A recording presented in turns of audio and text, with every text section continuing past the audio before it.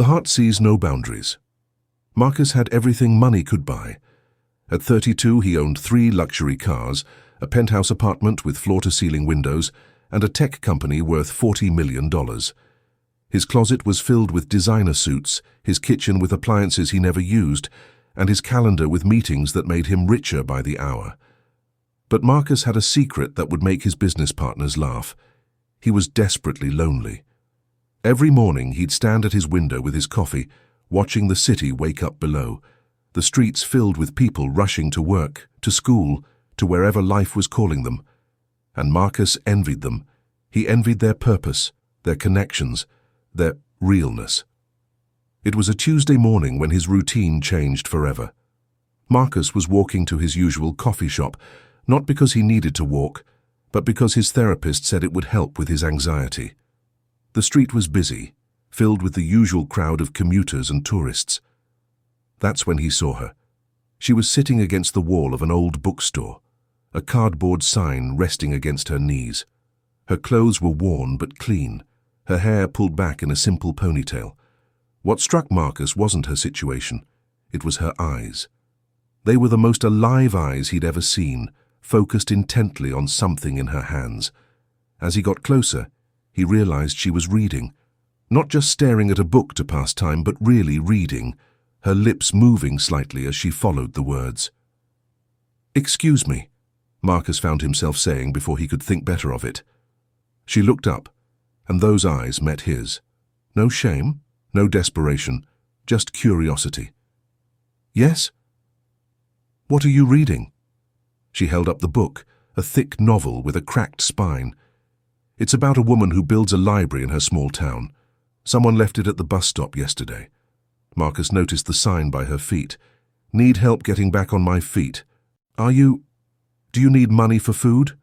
She smiled, and it transformed her entire face. "I could eat, yes, but I was actually hoping someone might need odd jobs. I'm pretty good with my hands." This wasn't what Marcus expected. Most people just wanted cash and moved on. But she was offering to work. "What kind of work do you do?" "Used to manage a small restaurant before it closed down. I can cook, clean, organize, fix basic things. I even know some bookkeeping." She paused. "I know it's hard to believe looking at me now." Marcus studied her face. There was no self-pity there, just honesty. "What's your name?" "Sarah." "I'm Marcus, and I might actually need some help." That wasn't entirely true. Marcus had a cleaning service, a personal assistant, and enough money to hire anyone he wanted. But something about Sarah made him want to know more. "My office is a disaster," he lied smoothly. "Papers everywhere, coffee cups growing mold. I've been meaning to hire someone to organize it, but I haven't had the time to look." Sarah's eyes lit up. "I could do that. When would you need me to start?" "Tomorrow morning, 9 o'clock. Marcus pulled out his wallet and handed her enough cash for a decent meal. "Consider this an advance." Sarah looked at the money more than she'd seen in months, then back at Marcus. "Where's your office?"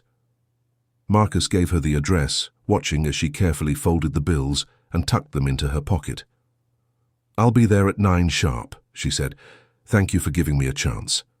As Marcus walked away, he realized he'd just made the first impulsive decision of his adult life, and he had no idea what he was going to do with a homeless woman in his pristine office. That night, Marcus couldn't concentrate on work. He kept thinking about Sarah's smile, about the way she'd offered to work instead of just asking for money. He found himself actually looking forward to 9 o'clock.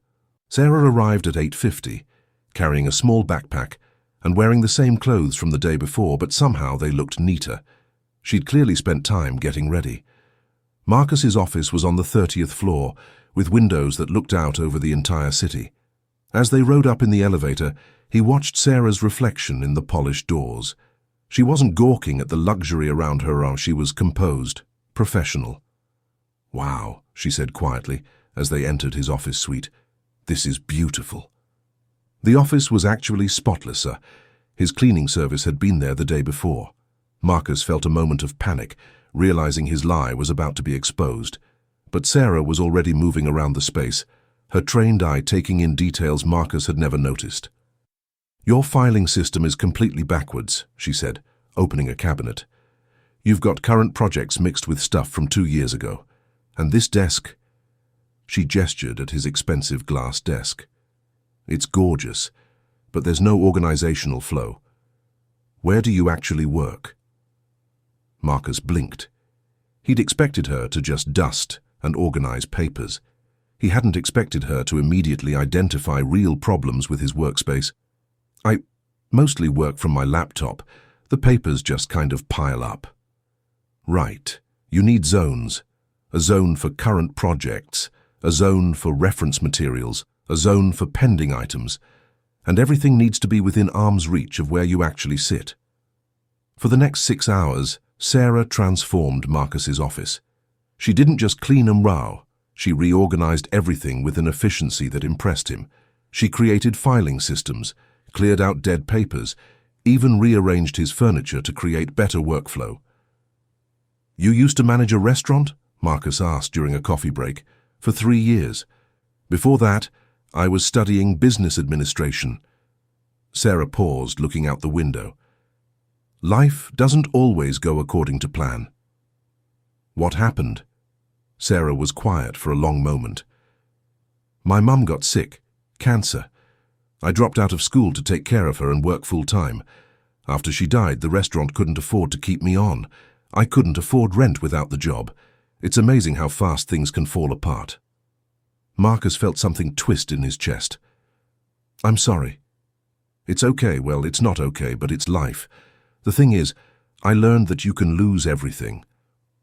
Your home, your job, your plans. But you can't lose what you know. Skills, experience, the ability to work hard. That stuff stays with you." By the end of the day, Marcus's office looked like something from a magazine. But more than that, it felt different. It felt like a place where real work could happen. "This is incredible," Marcus said, looking around. "I had no idea how much more functional this could be." Sarah smiled, packing up her few belongings. "You just needed to see it with fresh eyes." "Listen," Marcus said, making another impulsive decision. "Would you be interested in doing this regularly? Maybe a few days a week. I could pay you properly, of course." Sarah's face lit up. "You mean it?" "I mean it. You're incredibly good at this." That's how it started. 3 days a week, Sarah would come in and manage the parts of Marcus's business life he'd never realized needed managing. She organized his files, managed his calendar, even started handling some of his correspondence. But more than that, she brought life to his sterile office. She'd make coffee that actually tasted good, water the plants Marcus had forgotten he owned, open windows to let in fresh air. The space felt warm for the first time since he'd moved in. Marcus found himself looking forward to the days Sarah worked, not just because she was efficient, though she was incredibly efficient, but because she was interesting. During coffee breaks, they'd talk about the books she was reading, about business ideas she had, about life in general. "Don't you miss having your own place?" Marcus asked one afternoon. Sarah considered this.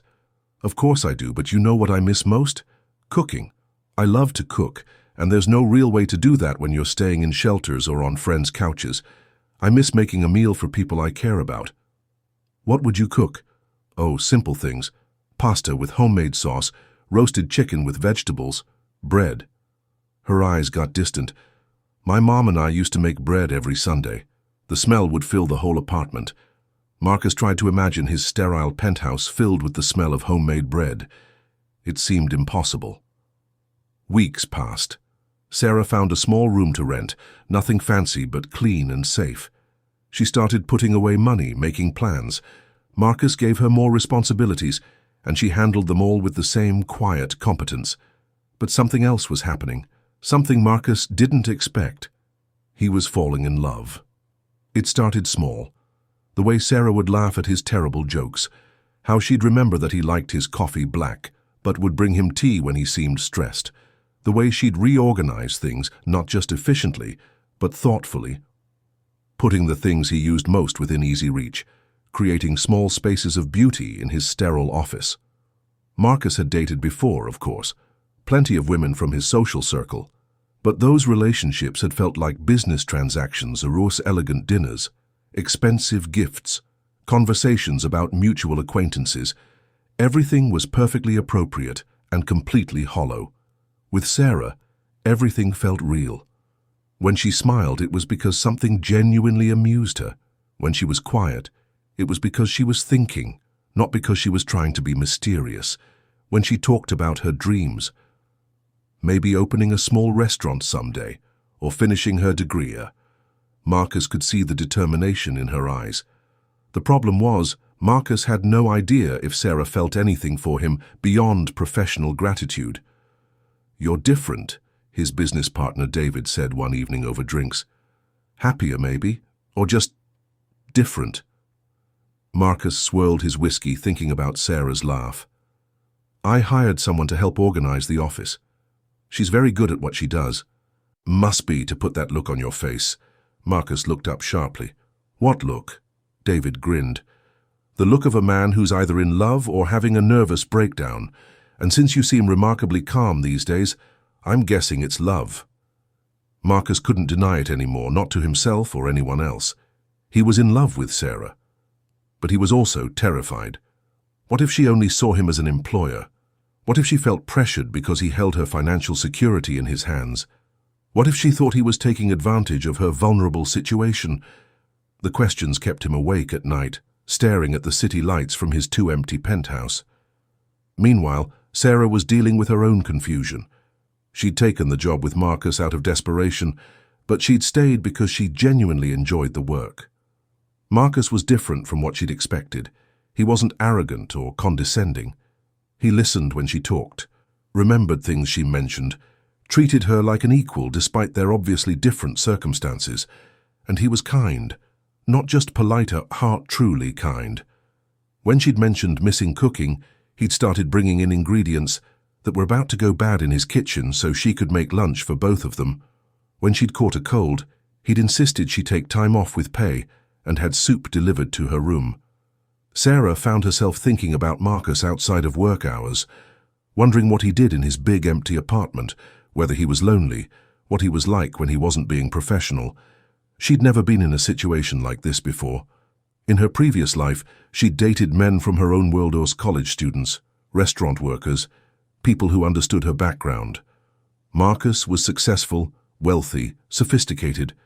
What could he possibly see in someone like her? The moment everything changed came on a rainy Thursday afternoon. Marcus was in meetings all day and Sarah was alone in the office, working on a complex filing project. She was listening to music through headphones when she heard shouting from the hallway. She pulled off her headphones and listened. The shouting was getting closer and it sounded angry. Sarah crept to the office door and peered out. A man in an expensive suit was storming down the hallway, followed by security guards. She recognized him as Richard Blackwood, a business rival who'd been trying to acquire Marcus's company for months. "Where is he?" Blackwood was shouting.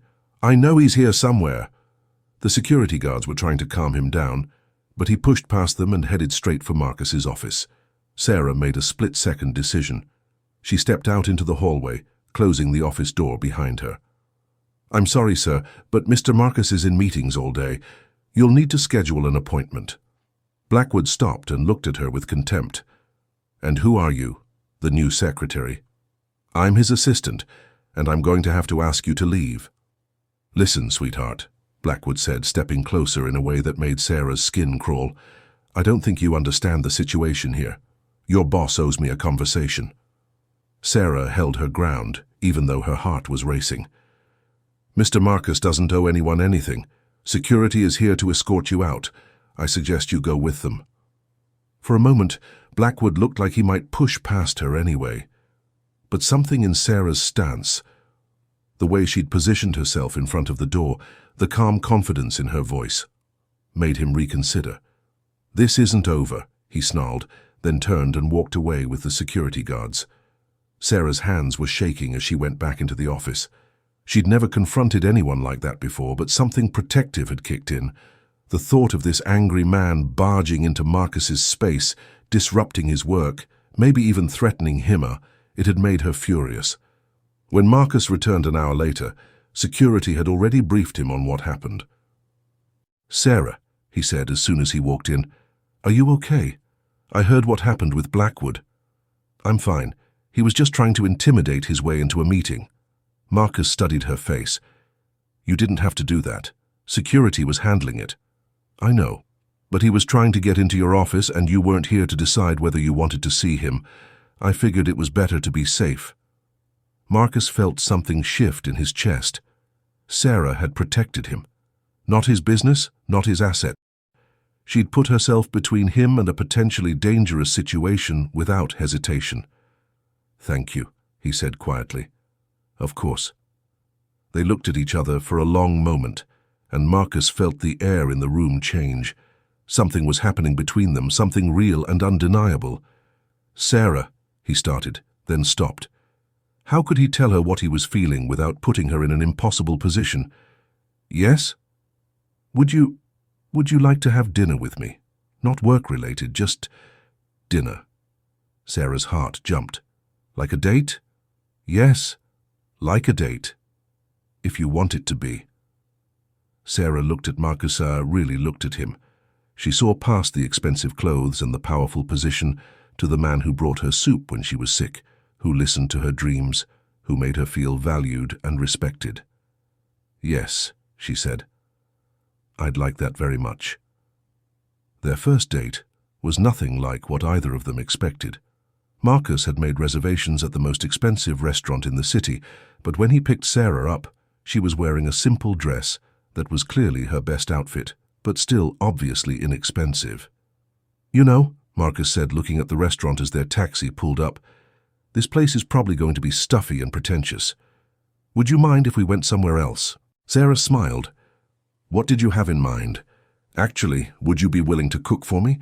You're always talking about missing cooking, and I have a full kitchen I never use. So they went to Marcus's penthouse, stopping at a grocery store on the way. Sarah picked out ingredients, while Marcus followed her through the aisles, fascinated by how she could look at random items and envision a complete meal. You've really never cooked anything? Sarah asked as they rode the elevator up to his apartment. I can make coffee and toast, that's about it. Sarah laughed. Well, tonight you're going to learn to make pasta from scratch. Marcus's kitchen was a thing of beauty. Our marble countertops, professional-grade appliances, every gadget a chef could want. But it was cold, unused, sterile. This is criminal, Sarah said, running her hands over the beautiful surfaces. All this potential, just sitting here. Show me what it's supposed to be used for. For the next 2 hours, Sarah taught Marcus to make fresh pasta, homemade sauce, and simple roasted vegetables. Marcus was a terrible student. He got flour everywhere, cut the vegetables unevenly, and somehow managed to splash sauce on his expensive shirt. But he was laughing. Sarah couldn't remember the last time she'd heard someone laugh with such pure joy. This is harder than running a company, Marcus said, trying to roll out pasta dough. It's different, Sarah agreed, guiding his hands. When you're making something with your hands, you can't think about anything else. All the stress, all the worries, they just disappear. Marcus looked down at their hands, Sarah's covering his as she helped him work the dough. Her hands were smaller than his, rougher from years of work, but warm and sure. Is that what you love about it? He asked. Part of it. But mostly I love feeding people. There's something magical about making something from basic ingredients and watching someone's face light up when they taste it. When they finally sat down to eat, Marcus understood what Sarah meant. The pasta was simple, just flour, eggs, and water, but it tasted like nothing he'd ever had before. Maybe it was because he'd helped make it, or maybe it was because Sarah had put love into every step. This is incredible, he said. It's just pasta. No, it's not. Marcus struggled to find the right words. It's like the difference between a house and a home. They talked until late into the night, sitting at Marcus's dining table that had never been used for an actual meal before. Sarah told him about her childhood, about her dreams of opening a small restaurant where she could create community around food. Marcus told her about the loneliness of success, about how he'd built everything he thought he wanted only to realize he'd built a beautiful prison. I don't understand, Sarah said. You could do anything, go anywhere, meet anyone. How can you be lonely? Marcus considered this. I think it's because nothing I do feels real anymore. Every relationship, every conversation, every experience, it's all filtered through what I have instead of who I am. People see the money and the success and they decide what they think about me before they even get to know me. That must be exhausting. It is. Until I met you. Sarah looked up from her wine glass. What do you mean? You're the first person in years who's seen me as just me. Not what I can do for them. Not what I represent. Just Marcus. Sarah felt her heart skip. Is that really how you feel? Yes. And I need you to know, the job, the money I pay you. That's not why I asked you to dinner. I care about you, Sarah, more than I probably should. They sat in silence for a moment, the weight of Marcus's words settling between them. I care about you too, Sarah said quietly. But I'm scared. Of what? Of everything. We come from completely different worlds, Marcus. I live in a rented room barely bigger than your closet. I buy my clothes at thrift stores. I've never been to the kind of places you probably go every week. Marcus reached across the table and took her hand. I don't care about any of that. But other people will. Your friends, your business associates, your family. What are they going to think when you show up with someone like me?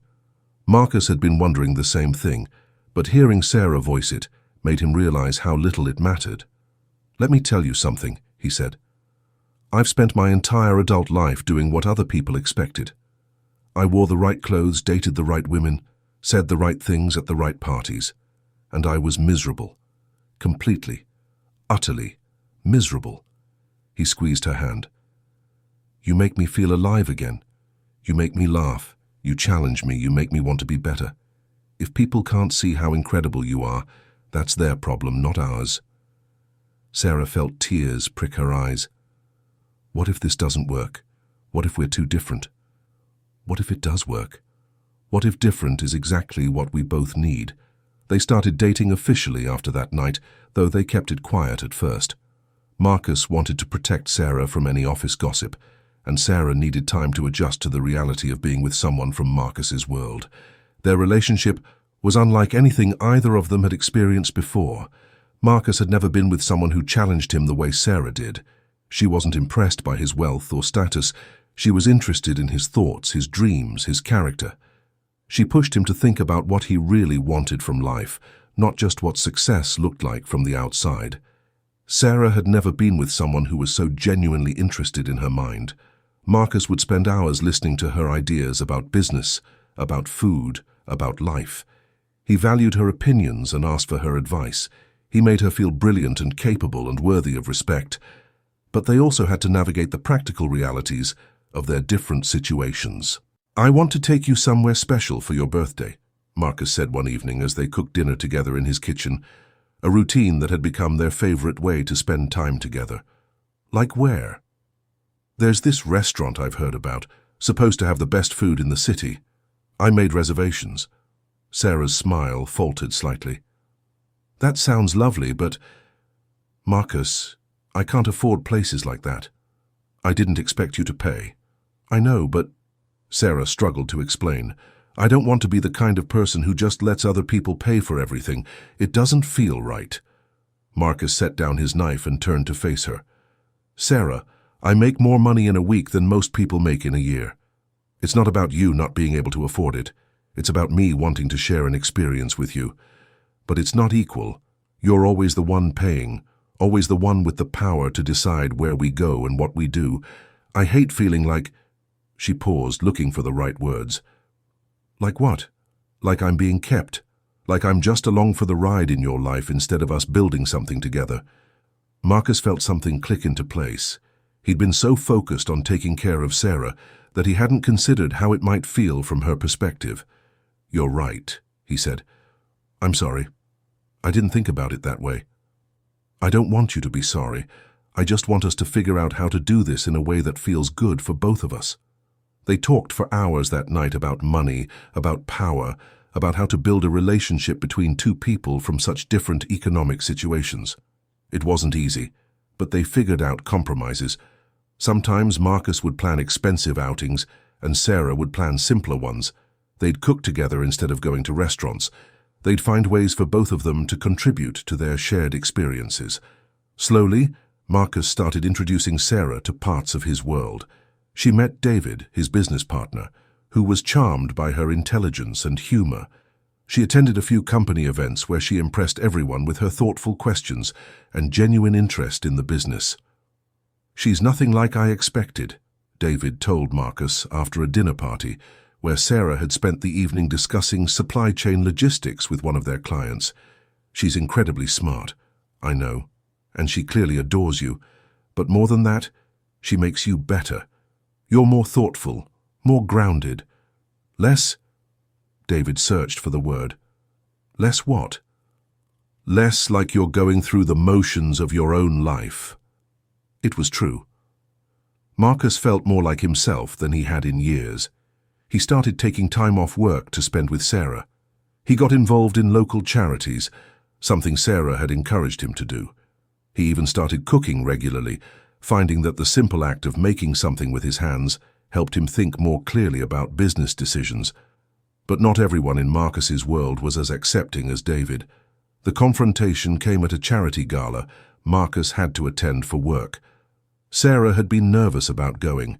It was the most formal event she'd ever attended, and she'd spent weeks worrying about what to wear, how to act, whether she'd embarrass herself or Marcus. Marcus had reassured her repeatedly. "Just be yourself. You're amazing, and anyone who can't see that isn't worth our time." The evening started well. Sarah looked beautiful in a simple black dress that Marcus had insisted on buying for her, their first compromise on the money issue.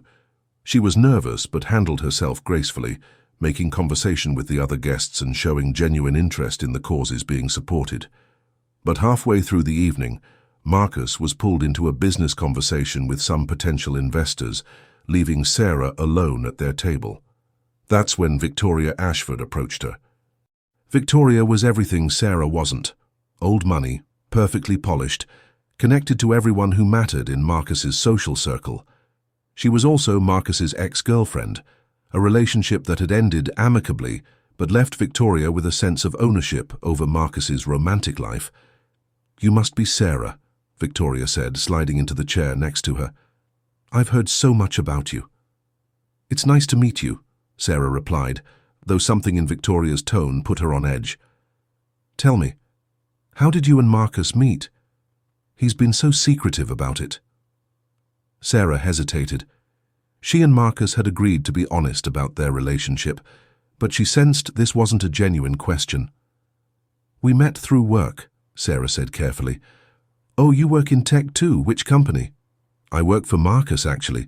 Victoria's smile turned sharp. "Ah, how convenient." Sarah felt heat rise in her cheeks. "I'm sorry?"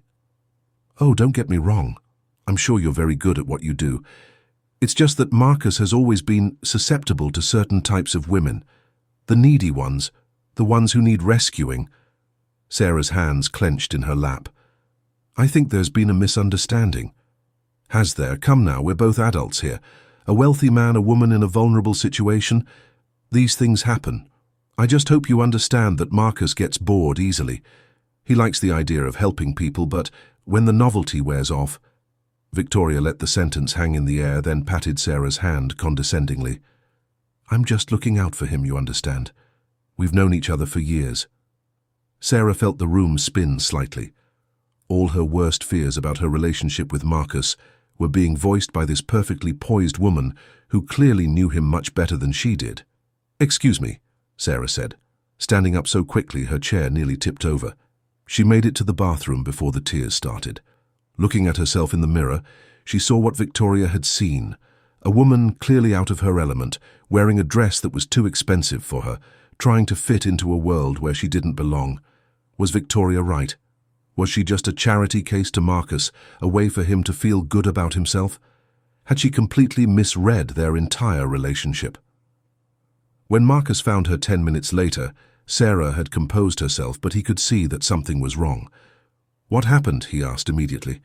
"Nothing, I just needed some air." "Sarah, you're upset. Tell me what happened." Sarah looked at Marcus.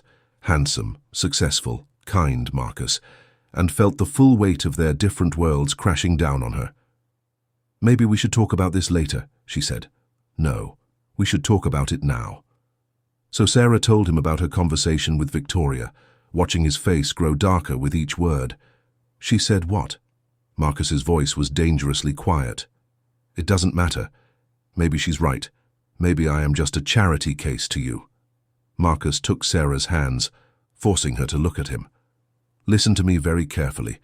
Victoria is a bitter, jealous woman who can't stand to see me happy with someone else. She's been trying to get back together with me for 2 years, and she sees you as a threat. But what if she's right about the rest of it? What if you do get bored with me? What if this whole thing is just you trying to feel better about having so much when other people have so little?" Marcus was quiet for a long moment, and Sarah felt her heart sink. His silence seemed to confirm her worst fears. "You want to know what I was thinking about during that boring business conversation?" Marcus said finally. Sarah nodded, not trusting her voice. "I was thinking about how lucky I am, how I'd rather be cooking pasta with you in my kitchen than at any fancy restaurant. How you're the first person who's ever made me feel like I might actually be worthy of being loved for who I am instead of what I have."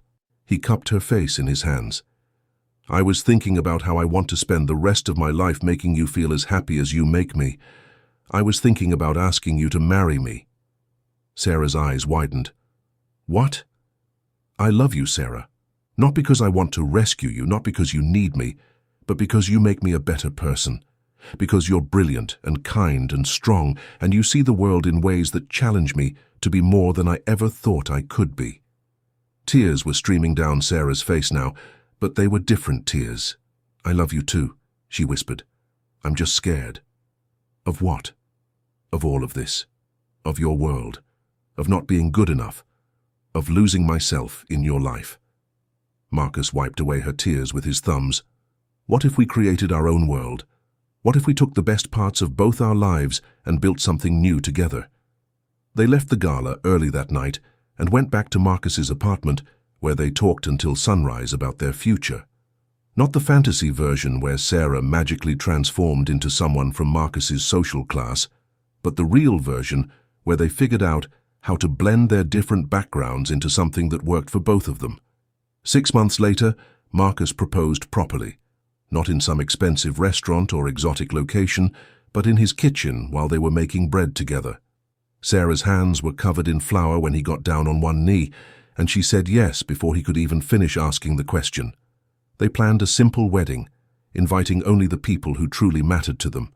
Marcus's business associates were surprised by the modest venue and casual atmosphere, but they couldn't argue with how happy Marcus looked. Sarah wore a dress she'd found at a consignment shop and altered herself. It was beautiful, elegant, and perfectly her. Marcus wore a simple suit instead of his usual designer clothes.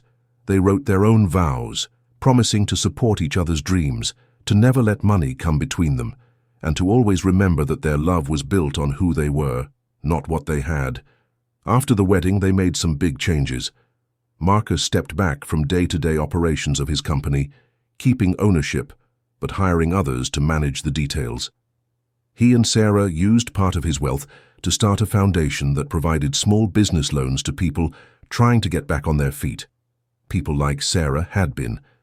Sarah finished her business degree and opened a small restaurant that focused on simple, delicious food at affordable prices. It wasn't fancy, but it was always full of people enjoying good meals and good company. Marcus helped with the business side, but the heart of the restaurant was all Sarah. They moved out of Marcus's sterile penthouse into a smaller house with a big kitchen and a garden where Sarah could grow herbs and vegetables. Marcus learned to find joy in simple things, morning coffee on their back porch, helping Sarah prep vegetables for the restaurant, reading books that had nothing to do with business. Sarah learned that she didn't have to choose between independence and love, that the right person would support her dreams instead of overshadowing them. 5 years later, they were featured in a magazine article about successful couples who had overcome unlikely odds. The interviewer asked them what advice they'd give to other couples facing similar challenges. "Money can't buy love," Sarah said, "but poverty can't sustain it either. The key is figuring out how to be partners regardless of what you have in your bank account." Marcus nodded. And remember that your worth as a person has nothing to do with your net worth. Sarah taught me that I wasn't valuable because I was rich. I was rich because I'd forgotten how to value the things that really matter. Like what? The interviewer asked. Marcus and Sarah looked at each other and smiled. Like finding someone who sees you for who you really are, Marcus said. Like building a life based on shared values instead of shared tax brackets. Like discovering that the best things in life aren't things at all. The interviewer asked one final question. What's the most important lesson you've learned? Sarah answered without hesitation. That love isn't about finding someone who fits into your world. It's about finding someone worth creating a new world with.